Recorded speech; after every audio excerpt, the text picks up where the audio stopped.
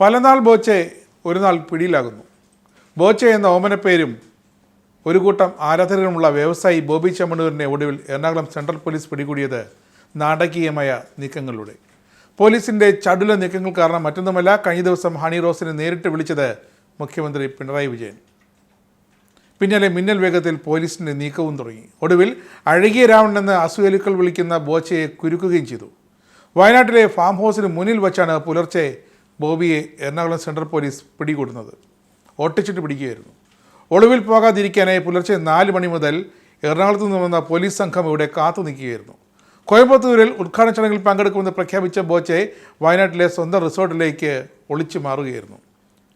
അതിരാവിലെ ഫാം ഹൗസിന് പുറത്തേക്ക് പോകാൻ ബോബി ചെമ്മണ്ണൂർ കാറുമെടുത്ത് വരുമ്പോൾ പോലീസ് വളഞ്ഞിട്ട് പിടികൂടി. കാരണം മറ്റൊന്നുമല്ല, മുഖ്യമന്ത്രി പിണറായി വിജയൻ്റെ മിന്നൽ നീക്കങ്ങൾ തന്നെയാണ്. നടി ഹണി റോസിൻ്റെ പരാതിയിൽ മതിയായ തെളിവുകളുണ്ടെന്ന് എറണാകുളം DCP അശ്വതി ജിജിയും വ്യക്തമാക്കിയിരുന്നു.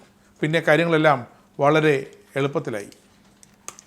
ജനുവരി 5-നാണ് ബോബി ചെമ്മണ്ണൂരിൻ്റെ പേര് പറയാതെ ഒരു വ്യക്തി തന്നെ നിരന്തരം പിന്നാലെ നടന്ന് അപമാനിക്കുന്നു, പൊതുവേദികളിൽ മോശമായി സംസാരിക്കുന്നു എന്ന ആരോപണം ഹണി റോസ് സോഷ്യൽ മീഡിയയിൽ ഉന്നയിച്ചത്.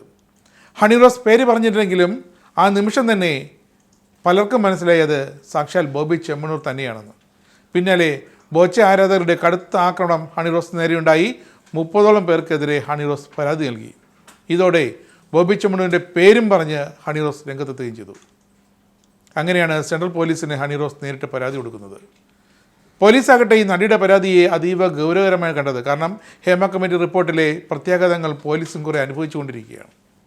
നടിയുടെ മൊഴിയെടുത്ത പോലീസ് അന്വേഷണത്തിന് പ്രത്യേക സംഘത്തെ തന്നെ മിന്നൽ വേഗത്തിൽ നിയോഗിക്കുകയും ചെയ്തു. എന്നാൽ ഹണി റോസ് പോലും പ്രതീക്ഷിക്കാത്ത മിന്നൽ വേഗം കേസിന് വന്നത് മുഖ്യമന്ത്രി പിണറായി വിജയൻ്റെ ഇടപെടലോടെയാണ്. മുഖ്യമന്ത്രി ഹണി റോസുമായി നേരിട്ട് കണ്ട് സംസാരിച്ചു, കാര്യങ്ങൾ കേട്ടറിഞ്ഞു.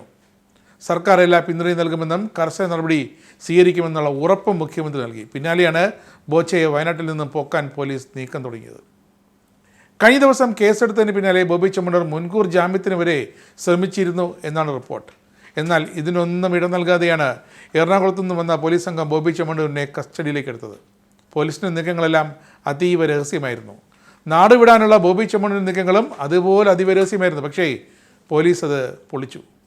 വയനാട് ജില്ലാ പോലീസ് മേധാവിയുടെ നിർദ്ദേശപ്രകാരം ഡാൻസ് ഓഫ് ലഹരി വിരുദ്ധ സ്ക്വാഡ് അംഗങ്ങളാണ് പ്രത്യേക അന്വേഷണ സംഘത്തിൻ്റെ വഴികാട്ടികളായിട്ടുണ്ടായിരുന്നത്. മേപ്പാടി ചുരൽമല ഭാഗത്തേക്ക് പോകുന്ന വഴിയിലാണ് ബോബി ചെമ്മണ്ണൂരിൻ്റെ ബോച്ചെ ടീ ഉൽപ്പാദിപ്പിക്കുന്ന ഫാം ഹൗസ്. 2 വർഷം മുമ്പ് ബോച്ചെ വാങ്ങിയ എസ്റ്റേറ്റിൽ ടൂറിസം പ്രവർത്തനങ്ങളും ഉണ്ടായിരുന്നു.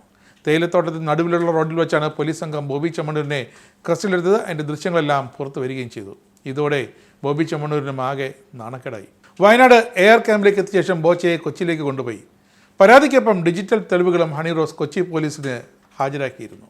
ഹണി റോസിൻ്റെ പരാതിയിൽ മതിയായ തെളിവുണ്ടെന്നാണ് അങ്ങനെ എറണാകുളം DCP അശ്വതി ജിജിയും ഉറപ്പിച്ചത്. ഇതൊരു നേട്ടം തന്നെയാണെന്നും ഹണി റോസിൻ്റെ പരാതി ലഭിച്ചതിന് പിന്നാലെ ബോബി ചെമ്മണ്ണൂരിനെ ഞങ്ങൾ നിരീക്ഷിച്ചു വരികയായിരുന്നെന്നും പോലീസ് പറയുന്നു.